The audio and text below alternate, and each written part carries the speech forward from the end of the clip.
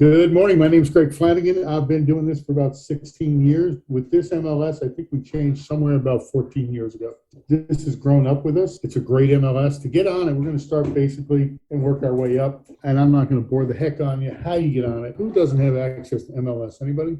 Everybody got access to it? The first thing you're going to do is go to ctar.mls.com. It's going to pull up this screen right here. You have a sign-in number. So here we are on the launch pad. With MLS, this all starts here. You can run your business on MLS, and that's the way they've set it up. Command is great, and all the stuff they have with it is great. But let me show you a few things about MLS. First thing I want you to look at is the first one gets you into MLS proper. The second one takes you into the tax records. CRS data is a class on its own, and you can click right into it. It's going to give you a search feature. So let's say you have an address of somebody, but you don't know who they are, where they are. You come up here, you set up your whole, there's all your counties that you can get into. And let's go with 2 Canal Street. There's the address. Just click on it real quick, submit. And here it is. It says 2 Canal Street, residential, single family, 2593, who owns it, where they live, the assessor role, what school districts. This is everything that you need to know to fill out your offers or your listing.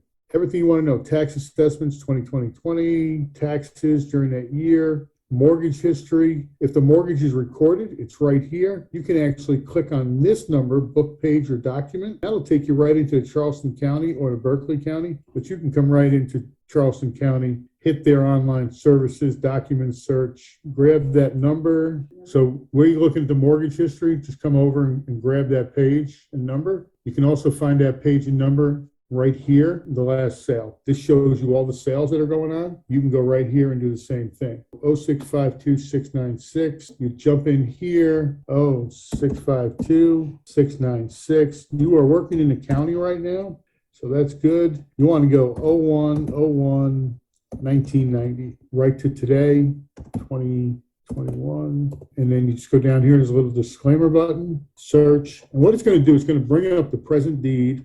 When you sell a house and you have a deed, they take that and they put it in a book, and they give you the book number. It's the first 4. The page number are the second set of numbers. So if you ever go down, go to the courthouse, go to the records department, you can walk in there and say, I need a copy of 0652-696, and that's how you get the deed. Especially, this is important when you're listing a house. Don't go by what anybody else tells you. That deed is going to tell you who owns that thing. A lot of times, wife is selling the house and husband doesn't know it. This is going to tell you the husband has a place. If she says anything else, if there's some kind of quitclaim or title or something, it's going to be listed here. If it is not recorded, what has to happen to become a transfer of property? Has to be recorded. You came in here, you went to CTAR. Somebody wanted to see the aerial view. So there's the pictures that are actually on the MLS. You can sit here on CRS and just look at all the pictures. Over here on the map, this helps you quite a bit. What this is showing you is the actual lot. Now, if you were to pull up to this house, you would think that they own the entire lot right up to the street. They don't. This tells you exactly what they own. And understand something. See how that house right there is off to the left? These things do not match up. The plats and the houses, they don't match up. So don't rely on this to say you're encroaching on my property. Just know that it's in there somewhere. So that house was on a 50 by 120. Click on View Larger Map. This will show you the entire surrounding lake. So this is right down here in downtown. Over here on the right-hand side, there's all kinds of buttons you can play with. Here's the one you want to play with. This is showing us a road. Here's aerial. This is an easy way to check what's around you. You can just go to the top and see what I'm talking about, that property right there. You can zoom right in, see what kind of car they drive. And this is not even the good stuff. There's another page I can show you that gets better. So you can do bird's eye views, street side, raster maps are nothing more than, you look at a raster map, it's a tax. See how they break it down here? The raster map is your tax map. This is the actual plat map when they drew this thing out. This is the streets that we're going to put on there. You got to watch raster maps simply because they have official streets that might not be there. See this arrow right here? See that arrow? It's on the left-hand side. You want to know, what has it got? Number 1, you can do recent sales anywhere you want. Click a button, last 6 months. It shows up in different colors. It's on the bottom of the screen. You see the key. So you can actually do your CMA from here. School information, boundaries, high school zones. I don't use that simply because they gerrymander it too much and you can get yourself in trouble. Here's your FEMA flood zones. Boom. Wow. You're right on top of it. There's your AE, there's your VE. These are up to date now. You want to see where the wetlands are? Here we go. Can you see these little wetland bushes? A couple of different things you look for when you're looking at a topo map like that, especially if you're in big open land. You're going to see a lot of blue. You're also going to see a delineation line where the trees are different. When you're taking an aerial and you look down, the trees that are on dry land or highland are usually a lot darker than the trees that are in the marsh. We can take the buildings out, and you're best to do these overlays when you're don't go in with the aerial. Too much resources get taken up. But you can see where all the measurements, so you can do everything. Let's bring this in. I'm going to close that down. So let's say I want to know what the square footage here. Right down here, there's a parcel, distance, latitude, longitude, and that little one right there is going to tell you area. You take that little area button, hit that corner, it gives you a rough estimate. Don't rely on it because your hand isn't that shaky. There's 0.46 acres. You see the little 0.4 in the left-hand corner? You can actually measure the square footage of the acreage of the lot. Comes in real handy if you got a couple of lots. Going back to your big lot with flood zones or something like that, what I normally do if I'm pricing or valuing that lot, I will cut that area out because that flood is not worth as much as the high ground. You got 10 acres, 7.3 of them are underwater. Great place to use this on. So that's CRS data. Get in there, play with it, understand what it does. The other part about CRS data, what are you using for CMAs? Are you using this for CMAs? Let's use Babington Way. Babington is over Wando Lakes down by the school. All right, comparables. There you go. We hit one button and it automatically comes down, gives us 407,862. About a year and a half ago, 2 years ago, they started adding the Zestimate at 490. Here's the nice part about this. You can send this to a client. You can suppress whatever price you want. If you're going to use average sales price ratio, that's fine. Don't use the Zillow. Always use it against it. Now, the good part about this versus your MLS is that this is going to take everything, even if it was off market and had a sale. So now you're getting true value. If 3 properties on the same block went under contract and closed, never made the MLS, you'll never see it in the MLS. There's a heck of a lot more properties closing than the MLS. So you use this to find those off-market properties and give you a better value. And you explain that to your client, all in the CRS. Keep your eye on it. Here we go. So now, just so you know what I've done in the past, back in the downside 2008 to 2011, 12, I valued about 300 houses a year for the bank. I was a check value. They would send an appraiser out, then they'd send it to me, and I would value and say yes or no, or I got whichever. But I did a lot of these. The banks are looking for it, and these are important. You see those specs up there, 20% over, plus or minus? 20% is the normal number, 20% acreage. So if you're dealing with half an acre, you can go up to what? You can go up to about 7.7, you can go down to about 0.3. If you're dealing with an acre, you can go up about an acre, 1.25, down to about 0.8. You're going up and down. Square footage is important. Most tract builders build houses. They're either 20% high or 20% low of a median. So those are the houses that you want to get. And that's what they're doing here. They're doing it automatically for you. It's up and down 2020, especially in a neighborhood where all the houses are similar. You get into an ion neighborhood where they purposely did an urbanization. You got a 1,600 square foot next to a 5,200. That's a whole nother custom deal. But this right here, it says within a distance of 0.75 miles. That's a little far because you want to get the 3, not 20, 3 top houses most similar, preferably inferior, a superior, and a most similar. So we're going to take that and you can kick this down. First thing I try to do is go to same subdivision. What's happening in our market? Is our market the same as it was 12 months ago?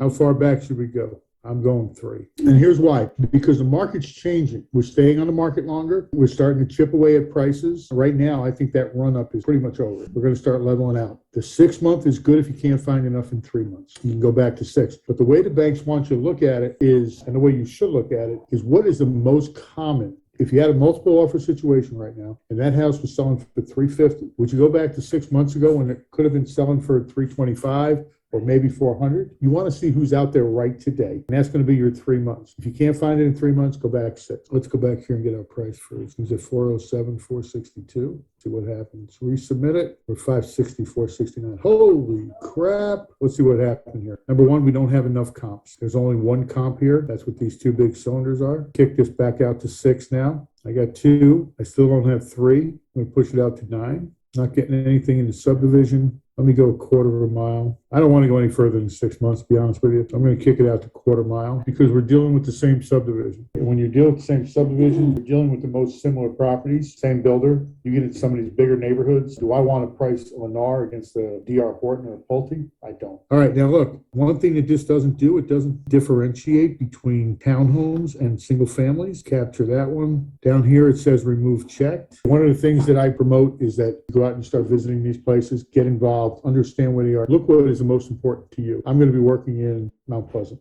I'm going to go in every area. It's all about just getting the knowledge and looking and reading and keeping up with it. I'm pretty happy with that. We're just going to use this number. Drop down to 372. There might be a dog in there. Let's see. See this one right here? That's a dog. Number 2. Most is similar. The same thing happens when you're looking at, actually, I just saw that as I clicked it off. You see the red tags? That means they were actually MLS. That lot of lane was not MLS. Okay, it was 259,000. Everything else is running at the 400s, just like the 20% up and down on the acreage and square footage. You want to be in the same with the price. If it's wild and really up there, if you're in a $400,000 neighborhood and you got somebody at 500,000, that's an outlier. There's something wrong there. Same thing here, 259. If you're going 20% up, the formula is square footage divided by 0.8. You can't do 20% up because it doesn't make sense. We'll give you the high. And of course, the low is square footage times 0.8. Back to where we were. CRS, you can find your prospecting in CRS also. Let's just grab here, go here, here, here, here. We're good there. Double click it, include selection. All right, there's all your people. Look on the right-hand side. There's everybody that owns a house. Done.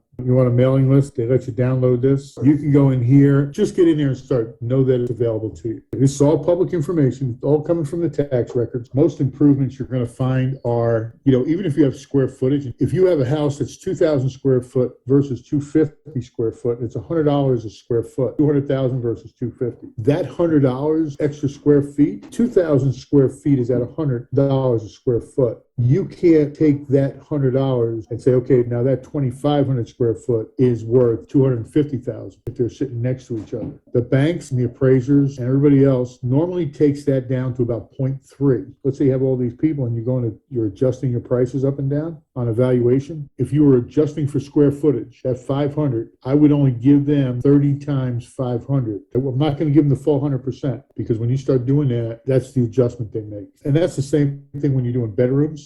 If you're going 3 to 4 bedrooms or 4 to 5 bedrooms, I usually book them at about $1,500 for a tract home, $1,500 for a full bath, $750 for a half bath. If you're doing a swimming pool, if you're doing a built-in swimming pool, an above ground is where it's a built-in swimming pool. If the area doesn't have a lot of built-in swimming pools, you could add 100% of build-up. If they spent $50,000 and it's in good shape, it's new, it's $50,000 onto the price. The other one a lot of people are getting involved with are the solar panels. And I did talk to some appraisers in the last year. One guy said he was given those solar panels of personal property. Normally, if they're not paid off, they're part of a lien, a commercial lien, a UCC that goes with the house. If they're not paid off at closing, they have to remove them or do something. So be careful with that. The appraiser said if they are paid off, he would add 4% to the value of the home. So no matter what they paid for these things, because they're like a car, they will wear out. If the house is $300,000, you add 4%, $12,000. Session time for MLS. If you're on the main page for MLS and your computer's set up to bring down your properties on another tab, the tab will stay open and you can always work through the tab. Don't go back to the main page. You'll have to sign into everything again. So that countdown clock, I have no idea. The next one is showing time. Everybody been through showing time yet? You can get in here. You can do whatever you need to do for your own properties. All right, showing time is there. Have you used the cloud CMA? It's another CMA that you can use. It will import automatically the MLS thing. It's just what we did. It's just you got to go back through and you got to push it a little bit. It makes a very nice publication. Here, I'll show you. So there, view PDF. This is the final report that you'll get. This is actually a separate entity.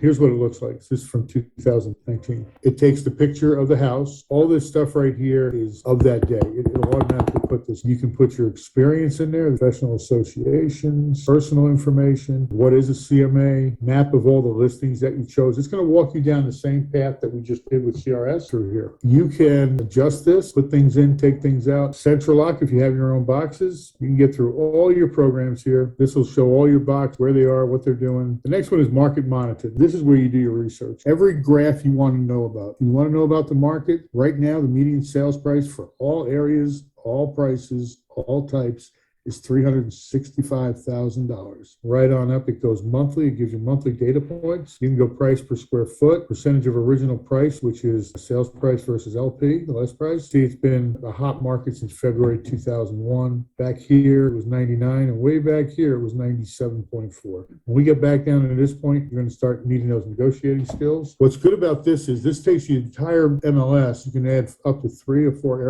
areas right here. Say we want to go and do zip code 29464. Now they're going to drop this down here. This is your 29464. They give you the numbers on the right-hand side. You want to go over here and do 29483, and you can look at all these things, days on market, everybody's flatline. You can take a snapshot of this. You can bring it down to 1 year, share it. You want to share it with your client. There it is, static, or you can make it live all the time. If you have a very high C person that wants to know the numbers, those charts to me are the big picture. I don't get real granular with those. There's a share button in there, and it can either be a static picture or it can be live and interactive. If you have a website that will take the embedded, I think you can actually embed it. Zip forms, what do you use, Dotloop or DocuSign? Disregard, I use zip forms. Anybody know what Remine is? This is used by the banks a lot. It's another valuation tool like Zillow, Open Door, whatever else you're using. You can download it. I keep it on my phone. It does have its own app. And here's what's great about it. Yesterday I looked at this one, Monk's Corner. It does exactly what everything else does. And it just gives me their value of what the property is. It tells you who's living there. When you're looking at values and you really want to get an idea of what everybody's thinking about, these are great ways to do it.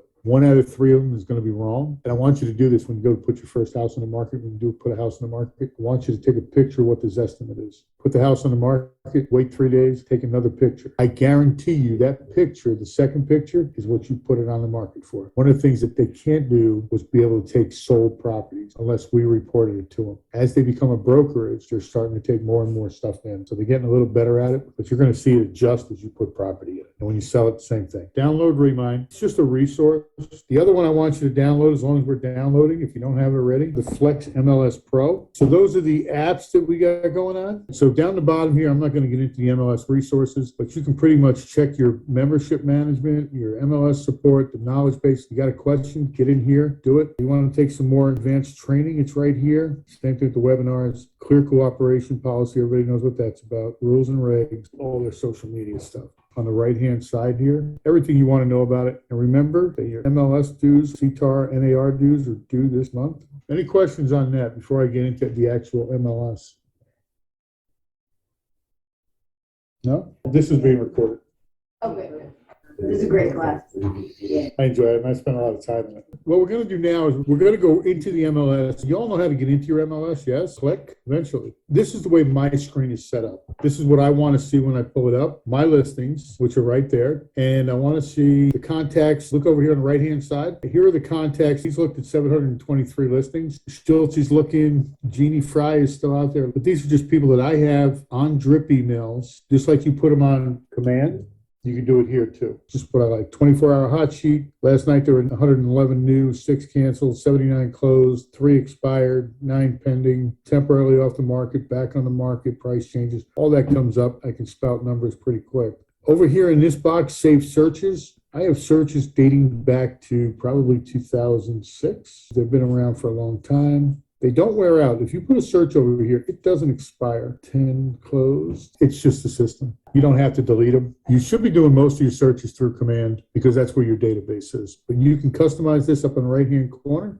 Add gadgets, change layouts, rename, dashboards, reorder. Whatever works for you, works for you. Back in the day, before I got here, most of that was used while I was with the other companies. But it just shows you that you can do it and it's available. The one thing you're going to find with the MLS, doesn't matter what, whether it's Remine, Boomtown, Command, or anything else, the search is not going to be as in-depth as what you can find on the MLS. MLS can say, and I'll show you the search when we get in there, you can drill down in MLS where you can't drill down in Command. So if you're looking for boat slips, you can drill down here and find boat slips on Follow Beach. Here's your home. You got your featured. The first thing up, pay your bill, and just go through here, see what you want to do. All right, hot sheet. I'm going to skip over the quick search. Set up your hot sheet. This is totally manage hot sheet views. If all you want to see is stuff on Daniel Island and Mount Pleasant, get rid of all this other stuff. I've got it down for the entire area because I want to see what the hot sheet is. I can hit that button and it's going to show me 24 hours. That's what it looks like.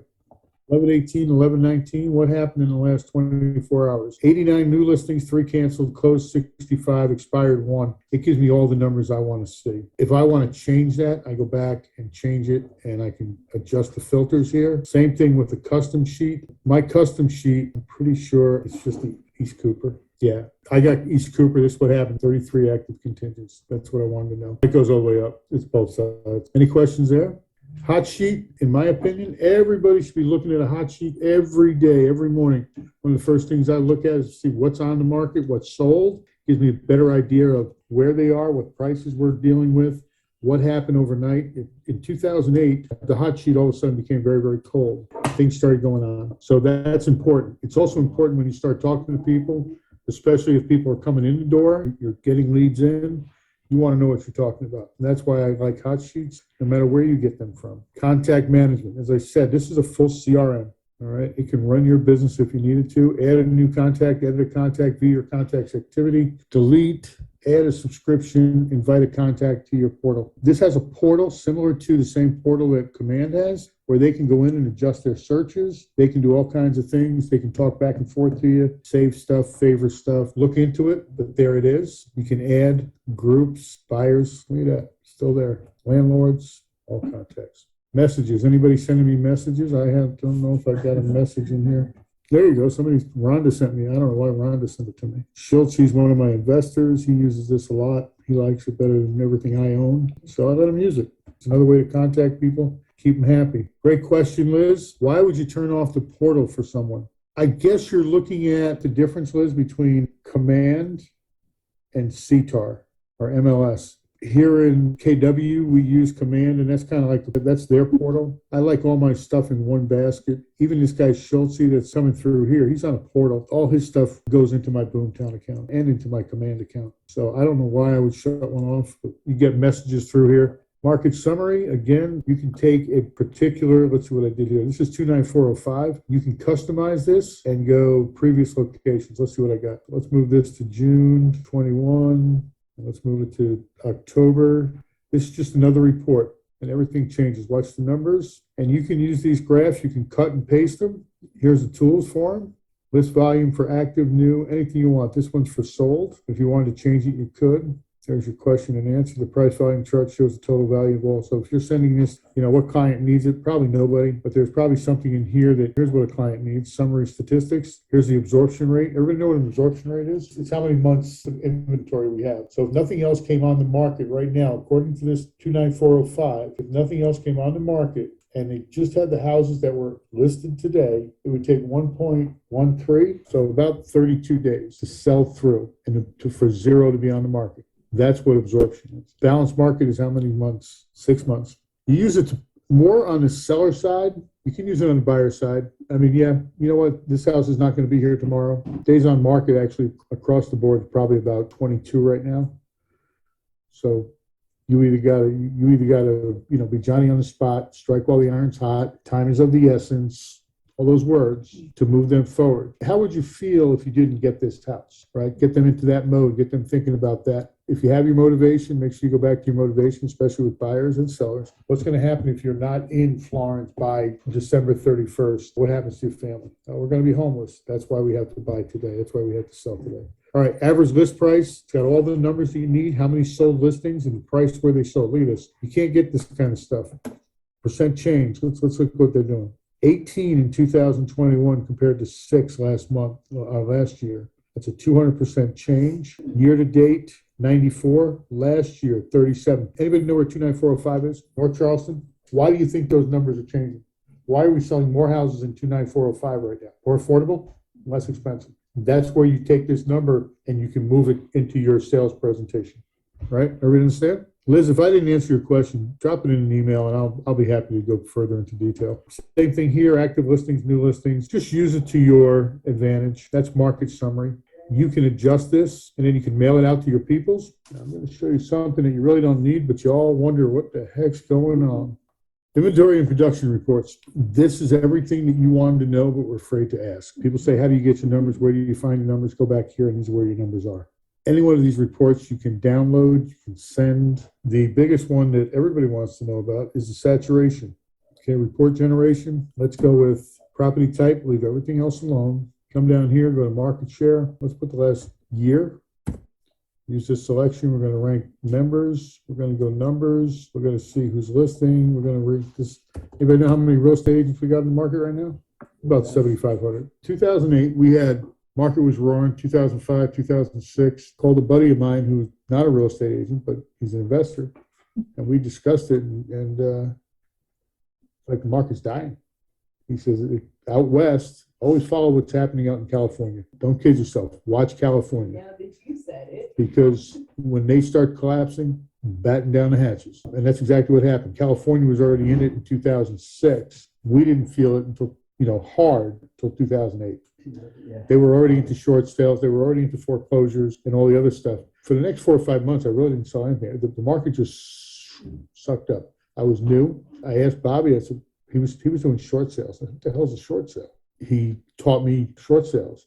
And for the next year and a half, 2 years, that's about all I did. And I was doing them for other agents because it was unknown to anybody. It was crazy, unknown territory. Foreclosures started. Since that time, we've been nothing but sellers. Price escalated and all that other crap. So that's what numbers do for you. You just watch those numbers. But keep an eye on the West Coast when they start going crazy.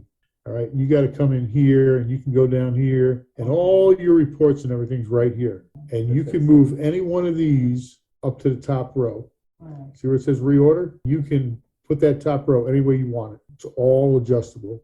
Inventory and production. What this shows you, everybody, what they did, who's in the lead, who's selling the most houses. All right. Now, who's got the big idea? You hear all these people saying, I want to sell 50 houses, 40 houses, right? So what this is telling me is that right now, there are only about 200 people in the market, our market, 200 people sell more than 40 houses. That's for the year. That's 12 months, trailing 12 months. You're not supposed to compare yourself with anybody, but I use this as a planning tool on my annual, what I want to do. 5,565 people were part of the deal last year, and only 200 of them were sold more than 40 homes. Yeah, Sean. With that being said, with the amount of people that are now expectancy of the market correcting itself, some of these people will go away.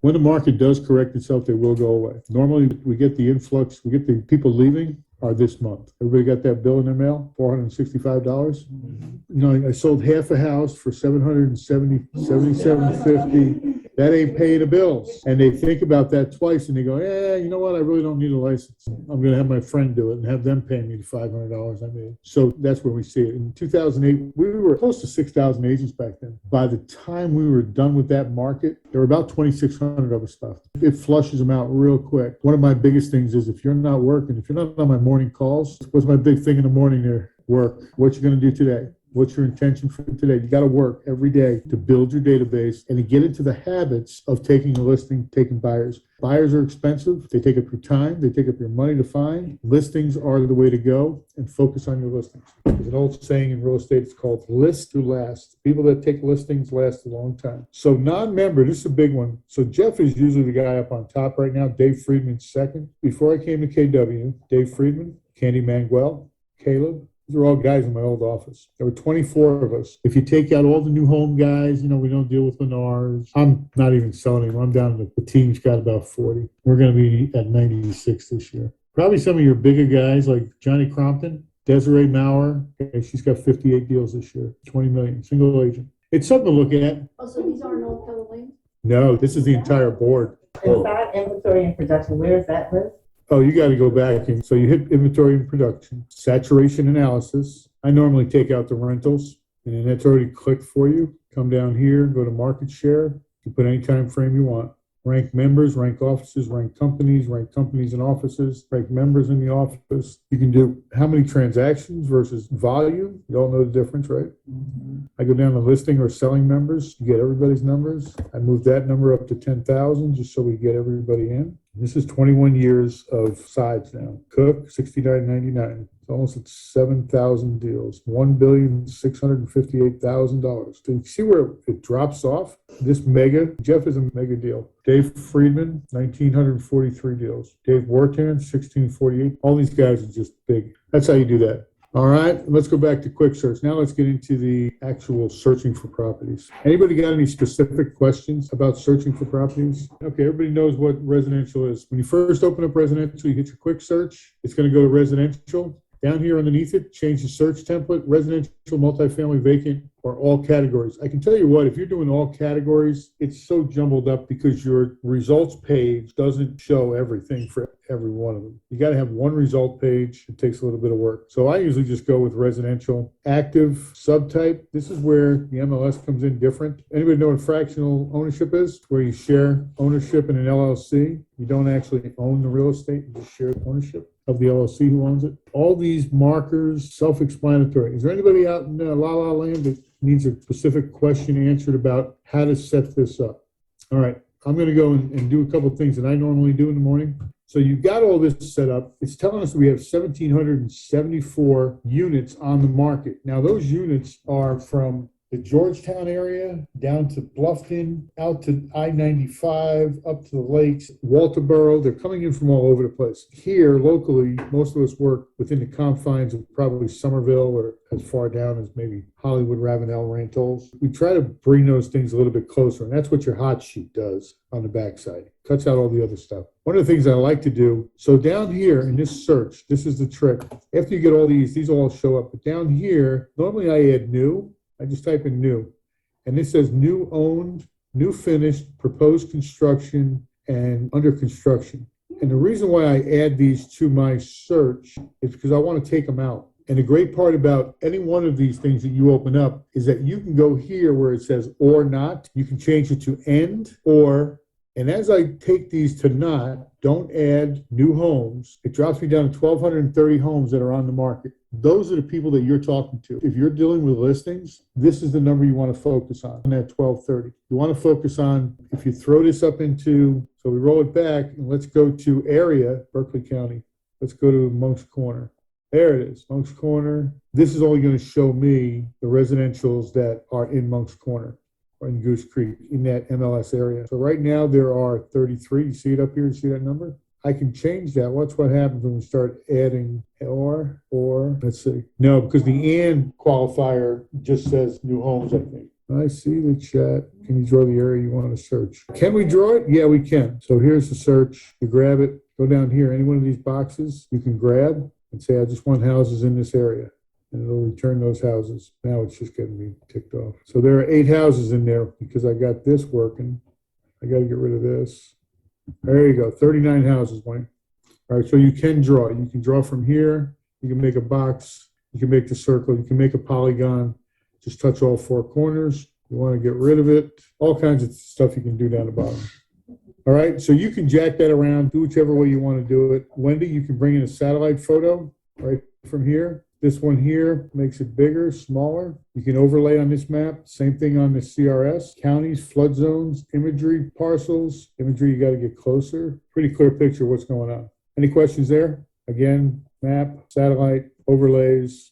This will actually let you do MLS areas. You want to see where the MLS areas are. School district, zip codes. For some reason I got Baker Plantation.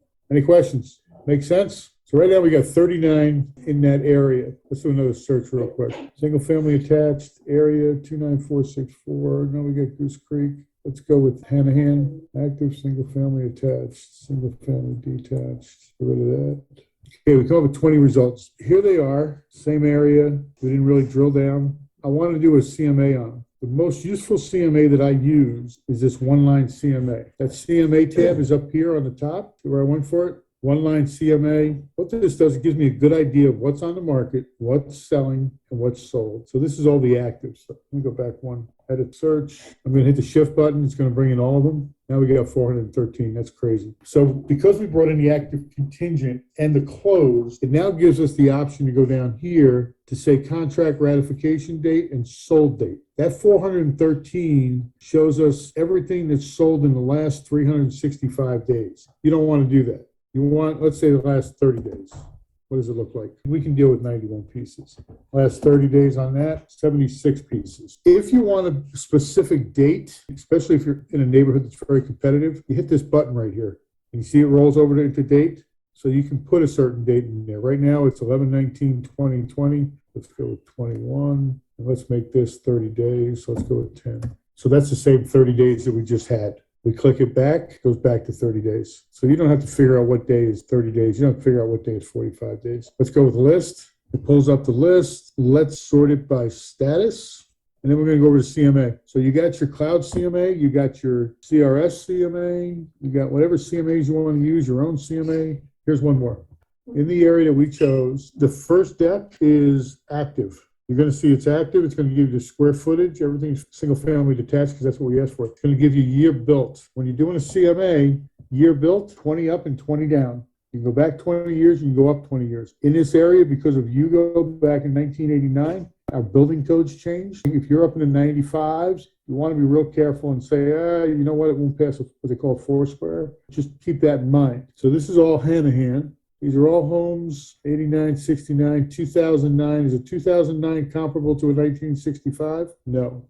You'd go back in and you would change your year dates so that you bring that up to where it's supposed to be. Let's go back here real quick. Let's edit this search just the way we did it in CRS. If we're talking about bedrooms first, you want 2 to 4 bedrooms, no less than 2, no more than 4. Square footage, let's say we're dealing with a 2,000 square foot house, 2,000 times 0.8 is 1,600, 2,000 divided by 0.8, 2,500. Year built, what are we looking at? What type of house? You want to look at the old houses, you want to look at the new houses? New, so let's say 2009 house. So we want to go back down to 1989, and I'd go up to probably 2019 because it's not a brand new house. Now we're down to 13 properties. Now we go to the CMA, and you're going to get a better idea of what the market is doing. So the first one is your competition. The second one is the competition that's sold. I'm reading this right now. I'm looking, okay, we got 5 that are under contract, 1 that's out there. How long has it been out there? 47 days. For 5 of those 6 properties that sold in less than 31 days. What's going on with that property at 47 days? That's going to be my competition when I come on the market. No idea what's going on there. It could smell like dog, cat. But you look underneath. So on these 5 properties, Eagle Landing, Town of Plantation, Bowen, Eagle Landing, they're all in that bracketed area, right? 1,600. They're all built relatively the same. Prices range from $299 to $469. Of course, I'd go back and I'd look and say, okay, what's this Bowen guy? Is that really comparable to what I'm looking at in that price range? Probably not. Then we come down to sold. Again, look all the way to the bottom. Average is $177 a square foot. Average square foot is $2,145. Bedrooms, 3.71. Baths, 229. Days on market, 11. So what it's telling me is if I have a 2145, the sold price is going to be 379. No questions asked. Unless I got something special with the house, or this house up here is a real dog and it's the only thing available. So you got to go through that and figure out what you're doing. But it gives you a good hint, it gives you a good observation of what's on the market and what can stay on the market. You can email it, print it, reporting an inaccuracy. Folks, what's inaccurate about some of these things? What would you think you'd report? Anybody report anything? Square footage could be a report. I know I got one coming on the market. The tax record says 1483. I got an appraisal that says 1750. A lot of times the inaccuracies could be misdisclosure form, wrong area. So watch what you say on it. Don't get crazy with the guy. Be professional about it. Hey, buddy, you know what? You put this in the wrong MLS area. Now, is that purposeful? Could be. How so? Let's say I got a house in Uji. What's just below it? Mount Pleasant. So if I put my house in Uji that's going for $400,000 in a Mount Pleasant area where you can't find a house less than $550, I get a lot of people looking at it. So I found it very interesting. My last listing was in the commons of Grand Oaks. Those are technically townhomes that are attached. Looking up, be careful because when you say attached, half of them were listed as detached. Because they are fee simple, correct? They are fee simple. It's very interesting. You've got to kind of outsmart. Dorchester County, they live by a different drummer out there. No, this was in Grand Oaks. Oh, Grand Oaks, down, I think it's the Legend Oaks. I mean, that changed numbers, that changed everything. You could have not seen everything Correct. by just picking. Right. Correct. That was a report. Technically, it's a townhome. I normally go back again, especially if you're listing it or you're going to go buy it, go back into the deeds. The last page of every deed is description A, and that tells you what the ownership is, what the property is, where it is, and who owns it. If it says HPR, horizontal property regime, it's a condo, unless the government's saying it's something else. When would you find the inaccuracies? Good question, Uniqua. It's when you're normally going and you're looking at properties you get to the property and you go, whoa, whoa, whoa, whoa, this only got 3 bedrooms. It's got something wrong with it. The roof is metal instead of it being asphalt shingle, or they have it down as architectural, but it's actually asphalt. There's all kinds of things. Don't use it as bashing somebody. Use it constructively. If you find something that isn't in the right section, what it does 2 things. It lets the guy that's listing the house know that you're onto him or that you're helping him, and also lets MLS know that something's going on there. So you describe the inaccuracy. Use it sparingly. You can go to the list. So you can look at this on a map. You can look on a list. Details. Detail goes down and it allows you to look at everything down here. If you want to just look at pictures, you click on the pictures and every next one that comes up will be just the pictures. If you want to look at the actual details of it, you would click on the MLS number and you can go to history. If you're looking at history, what's happened here in the last 5-10 years. Under the history, it tells you everything they've done. And all you got to do is click that button. Look what he did. Oh my goodness. And sometimes when you're looking at these houses, you go back and you find, like this guy here canceled. Look at this. Down here at the bottom, he had it for 123 and he canceled. And that was 313.93. Look what happened in 630.93. Somebody else came in and took the listing, lowered the price to where it should have been, and boom, they sold it. This tells me, why'd you cancel? What are we canceling about? Could be anything. Status, price change. But just look at that and use your own determination what's going on. Build yourself a story, especially if you're going in for a listing. This is real important. If I'm going in for a listing, if this was expired or it sold 5 years ago, I'm going to go in and look at the history. Any questions on that? Just use it. CRS tax info. We talked about CRS in the beginning. Here it is again. How easy is this? You jump in, you hit your comps. How quick was that? I know. Right? 366. Probably going to fall into 366. So that's how easy that is. Click back out of it. Supplement. This is where they write the words when you fill out. We're going to get to that in a minute. Documents. You can put these documents either private or public. I'm going to put them public. It's a disclosure. There's nothing that the public can't see because you're disclosing it to the public. I always mark this when I'm putting in listings as public. Open houses. I'll show you where we can do those open houses. Showing time. Click right in. Pretty much just go across. Market monitors there, Cloud CMA is there, and Remind is there. Everything we talked about this morning is right on your dashboard. Here's a good one. If your clients are in the contact list, in the CRM, you touch this little button right here. I can type in Schultz and look, bang. It's going to pull up on the left-hand side, Schultz, everything he's looked at, saved, hidden, recommended. So I'm working in his account. Isn't that cool? I thought that was for agents on Teams. No, if you're working on, they're in your contact. If you want to add somebody, do contact and contact management. We're going to run over to Schultz. This is what he's looking at right now, his activity, all the searches. Remember I said about the searches? Somebody asked me about why do you have all those searches? I can go right here and add a subscription. All my searches pull up. And I can pretty much, you can put them on anything you want to put them on.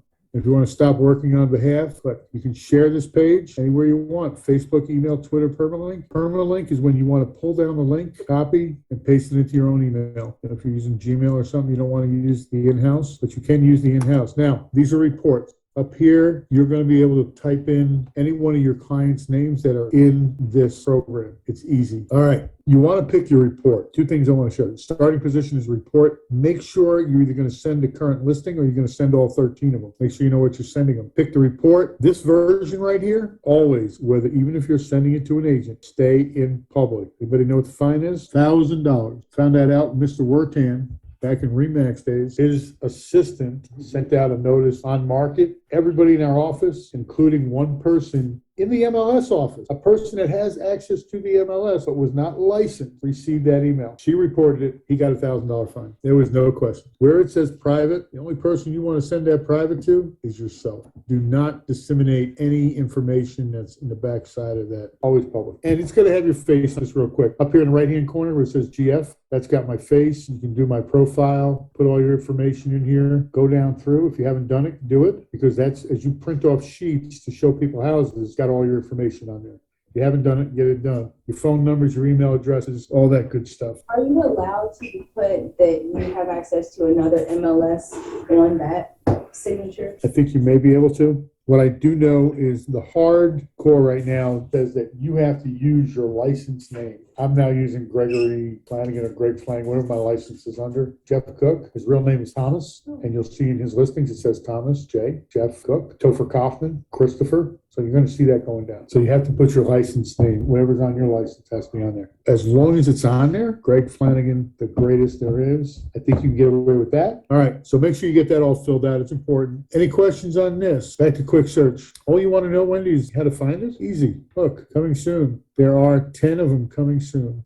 Click on that, and here they are. That's just downtown or Mount Pleasant or whatever. No, that's everybody. That's everybody. Wow. I guess that's not a real popular feature yet. Good place to fund open houses. Yeah, that's a good idea. I like that. Like Sarah said, great place to look for open houses. Dial them up. Anybody else got questions on searching, finding, CMAs, anything like that? What's your biggest question about all that before I go into the next portion? Anybody? When we're doing the search and we're going to email it to somebody, can we subscribe them to that search email every day or when Yes. something comes up? Okay. Yes. What you want to do is you want to add them to your contact management. So here it is. You can take that search, view the contact. Mhm. Here he is. Subscriptions, add. I guess you'd have to name that search first, Wayne. Create a new quick search. There you go. If you're working in there and you want to create a new search for the guy, just go in, create a search. Now on area, if we wanted to draw, we would just go over to that overlay and draw it, right? No, right here. See these markers down here? Okay. Click on that marker, click, click, click, just like you do in neighborhoods. And then that's what's going to show up. There's your 6. So here it is, West Ashley zone. Here's my contact, and we're just going to save it to him. Down here it says save and add subscription. Oh, yeah. Yes, I do. Right here, save and add that subscription. When you add the subscription, it'll only send new stuff after that point? Correct. Yeah, but you can do all that just by putting them in here and running it that way. Perfect. You can zoom down. So anything you want to do, you go back to quick search. I do have that one client that doesn't want an HOA. Let me show you what you do. Watch. Type in HOA fee. No. There you go. Any kind of negative search, put it down here in the field, and all these things, everything that's on, see all these things? Yeah. Just, you want to see just handyman specials. There's 33 of them with no HOA. Send that to your guys that are looking for flips. Same thing with foreclosures. You want to do foreclosures. You pull up the bottom here, specials, foreclosure, called corporate owned. Let's get rid of handyman special. Let's get rid of HOA. In the entire market, there are 4 corporate owned. Let's go with estate sale. Throw your estate sales in there. You got 13 estate sales in the entire market. And you can keep going on and on with this. That's cool. Lender owned, see right here, look up on the board. Here's your special. Under special, handyman special, looking for just 55 communities, right? How many we got? 24. If you don't want anything with flood insurance, click the button, not flood insurance. And you can work that any way you want to work. So corporate owned, lender owned, same thing. Possible short sale. We call them distressed properties. Latent defect. Let's see how many we got. F4. Everybody know what a latent defect is? It's got a big issue on it? You got roof, you got structure, you got something going on, and you're not going to get financed on it. All right, I got a listing. What do? I go up here to menu. I kick open that. Here's everything that you have the opportunity to work with. If you can't find what you need on the big menus, you go to this menu here. It's going to give you everything you want. Daily function, hot sheets, my messages, anything with a star is a daily thing or something that you're going to use a lot. If you want to look at just your office listings, click right there. Boom. We got office listings like that. We got about 21 of them, I think, right now. Office members, who's in my office? Look up an office member. Listing collections, saved, subscriptions. That's if you're using the contact management. Remember we were doing taxes this morning. There's CRS. Just about everything you want to do is right on this page. Statistics, you were asking about where to find that. Inventory and production, right? That's where you want to be. You found it up here under menu. Rosters, my exports. But what I want to go here is how to input a listing. Does anybody care to learn that? 4 or 5 different categories. Add a listing, change a listing, my incomplete listing, my unmapped listing. A little conversation before we go. When you take a listing, the date that you put it on the market is the date of your listing. If you take a listing today, when I take listings, I usually date them 5 days ahead. So the paperwork matches the MLS. And when you go to put it in, you're going to use the date that you put it in because that's the date that's on the paper, of course. If you don't, and you took that listing and it's over 48 hours, you're going to get fined. They will allow it to go in here and it will get fined. We have fought it a couple of different times. New assistants that just, they made a mistake, get away with that once in a while. But you have to be real reasonable about that date. It is a finable offense. This is where most of the fines occur when you're putting the listings in. So be very, very wary about what you get. Get somebody else to check it if it's not your first, second one. We all make mistakes putting them in there. It's like anything else.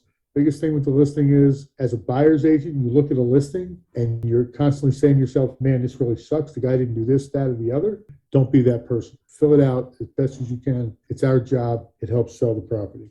All right, to add a listing, we click on it. Property type, this is very, very, very easy to do. If you've never done it, don't be scared. I'm gonna move this over here. Residential, multifamily, vacant land or rental, residential. If you're not code listing with anybody, don't worry about it. Just hit the next. Street number, 1958 Bologna. Street number, street name, road. It'll find its own thing, but I think it's road. You gotta put the county in. This particular one's in Berkeley. Gotta put the city in, particular one's in Charleston, and the zip code. Then you hit populate tax data. See the tax map over here? I don't have that tax map number in my hand. Populate data. Look over here. There's 1958 Bologna. Auto-populate.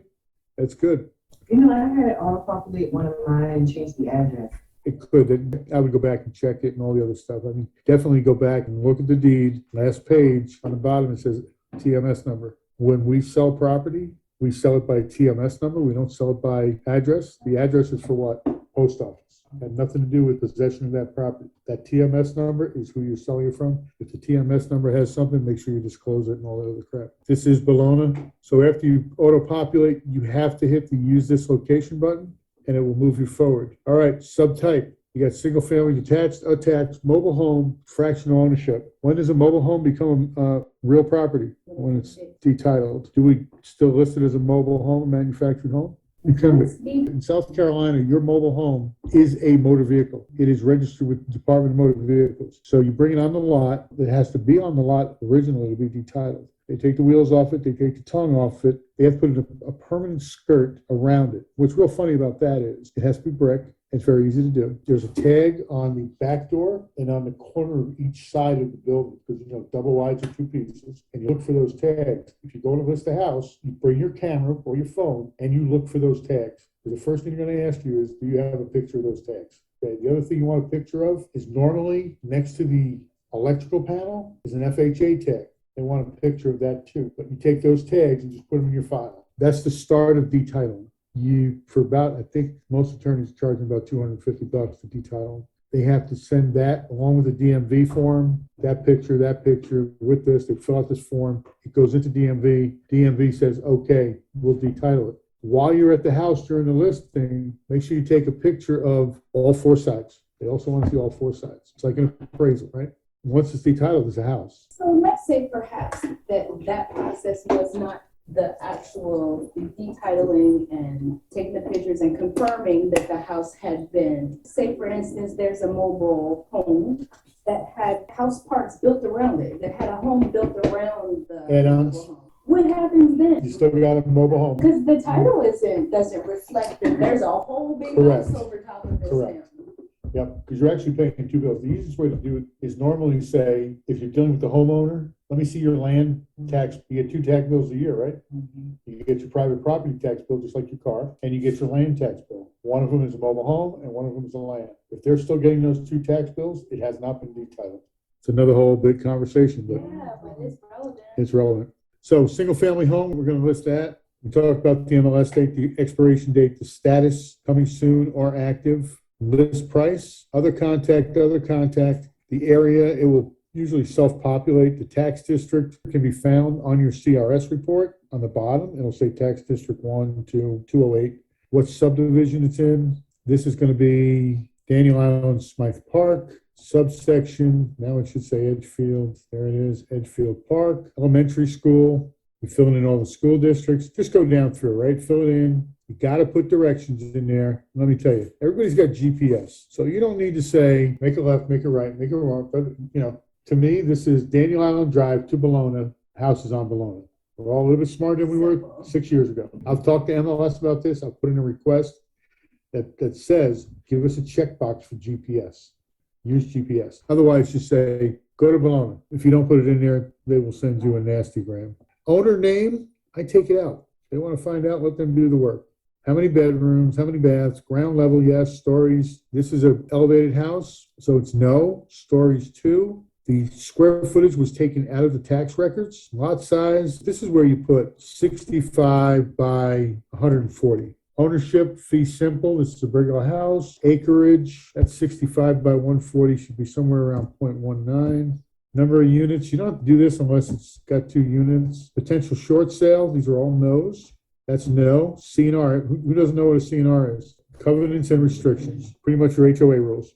Yes, there is. Daniel Allen's got them all over the place. Lease purchase, no. HOA fee, yes. Frequency, theirs is quarterly, I believe. HOA, I'm just going to put $500 a quarter. Prospect excluded, no. When would a prospect be excluded? Now, usually if the guy has bid on the house before, there's somebody they don't want to deal with, it has to be a specific person. And if it is, you put that right in the notes. Let's say the guy giving you a hard time for the last 5 weeks, and all of a sudden somebody shows up with them on their arm, but you still have the agency with them, or you already talked to him, you can exclude them if the other people allow you to. Not going for auction. I've had people take listings away from me, gone the auction route. Not one of them has been successful. They'll come back and say, put it back in the market. What do you do when you go to an auction? You want a deal, and that's who shows up for these deals. The auction house is going to charge them to do the marketing, and then you get 3 people, they build this up, build it up, and nobody shows up or nobody's got the money. I'm not a fan, because you know what? They're going to run you out of business if you allow them to. All right, taxes. When you go to get taxes, you can go into the county records, and it's going to show you that this is a fee simple. Most people are at the second one down, 04, residence of owner to 5 acres. The agricultural is normally land. 06 is not classified. 06 owned by a corporation. Everybody knows the difference between 06 and 04. 06 is when you buy a house normally. 06 is investors. 06 is when you rent the house out. In our area, if you're in an 06 tax rate, you're about 3 times higher than if you're in an 04. If it's second home, you're in an 06. These guys do have a regime fee. Yeah, they do that annually. I don't know, $1,000. Every time you get through this, here's your public remarks. Guys, don't put anything in public remarks. MLS got a lot of rules. You're not allowed to put open houses in there and all this other crap. Here's my feature, benefit, and what it means to them. You know what? Don't be talking about families. Don't be talking about children. Don't be talking about any of that crap. Talk about the house, what it's going to do for them. Great gathering areas, great open spaces. Enjoy your parties, whatever you want to do. What's it mean to them? Put them in the house. Get away from the eyes. And if anybody used the word boast, put them in there. The notes on the bottom, the notes can only be seen by agents. And that's why you only want to use public sheets when you go to mail these things out. Notes can contain anything from, the reason they find you so heavy is because some people put in combination locks, gate codes. Should it be there? No. No. I mean, you're opening up to a lot of liability. Buyer's agent's compensation goes here. You can either do dollars, you can do percentages. Transaction broker compensation, it just tells me that you didn't have enough chops to ask for an agency. You're walking around with somebody and you're looking for me to help you sell that house. No. If it's somebody that came up and you said, hey, you know what? I'm just helping them with the paperwork. That's transaction to me. I should not have to carry your agent, your client through the whole deal. I'm a little bit less in tune to that. Sub-agency accepted? No. That is always a no. And what sub-agency is, pretty much a transaction brokerage. You're allowing that agent to work under our liability laws as a brokerage. If they want to work under us, come on over, sign the paper. That's an old terminology. Type of brokerage, the only brokerage I take is exclusive right to sell. If they sell that house, we're going to get compensated for it, no matter who does it. Variable comp. Does anybody know what variable comp is? Variable comp is when a lot of my listings are at as much as I can get. But if I bring the buyer under Section 28 or other contingencies on the listing agreement, and the contingency is if Greg Flanagan brings the buyer, he will reduce his commission in Section 2 to this. So I'll give him a discount on the commission. That is a variable comp. Because what it tells you as a buyer's agent, if the listing agent has, if the listing has a dog in the fight, he's got a buyer, are we going to be fairly treated? Now you're all shaking your head. If you work with me, you will be. I'll bring it in, and I don't tell my sellers anything. Okay, but you could run across somebody that could. So going in that variable comp normally means that a listing agent has got a reduced, well, he can double dip, number one, but he also has a reduced commission. So that allows my client, my dual agency client, send in a $200,000. You send in $200,000, they're even. But if you take mine, you're going to save 2% on commission, which at that point is $4,000. You know that as a buyer's agent, and you've got to overcome that and say, listen, if we're at even, we're going to have to go a little higher. Strategy. So variable comp, yes. Limited service. Everybody know what limited service is? Hey, give me $500. I'll put you on the web. Give me $500. I'll put you on the MLS. We do not do that here in KW. Limited service means you see it all the time. Send your stuff to the homeowner. You guys work it out. Send me the paperwork. I'll take $500 from the homeowner. If you're doing that, you're going to go broke. All right, so we go next. Here's where you start putting all your stuff down. Where'd my square footage come from? It came from the tax map. What kind of house is it? Traditional. Don't get all tied up in that. It's 0 to 0.5 acres. Ocean views, lake accesses. This is where all that is populated. Miscellaneous exterior. Make sure you get this stuff right. You don't want to give in building fences for anybody or seawalls or stoops or all that crap. Roof. Listen, the difference between architectural and asphalt shingles. Architectural's got 3 tabs. You know, they're overlaid with each other. Let them tell you what they got. Don't you be telling them what you think it is. Well, what is it? I don't know. There's an other button here. Hit the other button and go shingles and throw your hands up. Because if you ain't a roofer, you never know if that's 30-year shingles, 20-year shingles, tab shingles, architectural. If it's a metal roof, it's a metal roof. Don't say it's a tin roof. Don't say it's a galvanized, just a metal roof. Same thing with countertops. Don't say they're Corian. Don't say they're, just hard surface counter or solid surface countertop. They're going to call you up and go, are they granite? You know what? I haven't been in a granite pit in a while, but you're welcome to go over there and bring your inspector. He'd probably tell you. Definitely don't use brand names because you will be buying a Corian countertop. Exterior, the difference between brick masonry and brick veneer. Brick veneer is when they build a building and all of a sudden they put up a lipstick and it's all brick. And what they're doing is they're tied to the walls. You got regular walls. And as they build the brick wall, those ties get smashed into brick and they keep building it. There's an air gap between the two. Best way to find that is usually find a crawl space window and you'll see where there's only one layer of brick and then a wall. You'll see the difference between the two. Straight brick wall, you're going to see wall. All right, same thing with stone veneer. They just lay it up there. They flap it up and down. Vinyl siding. Basement, crawl space. We don't have basements. Just go back through, answer all these questions. You hit the next button. This is where you're going to go broker distribution, seller directs listing to be excluded. We're getting a lot of people that don't want it on the internet right now. Talk to somebody before you exclude it if you're not sure. Next, we go back to the front.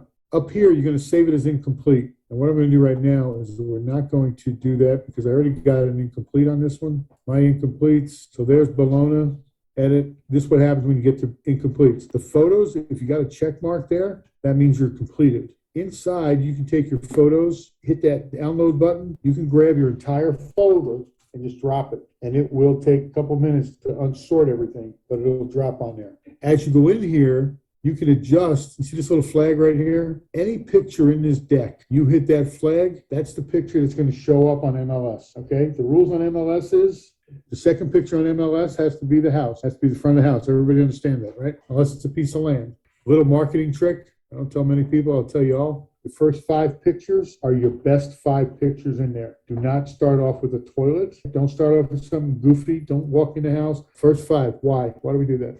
You got to catch them in those first 5. When you load those first 5 up, Zillow, Realtor, everybody else that's got them, those are the pictures you're showing your people. And that's how you're going to catch those people. First one can be anything. So this is the first picture.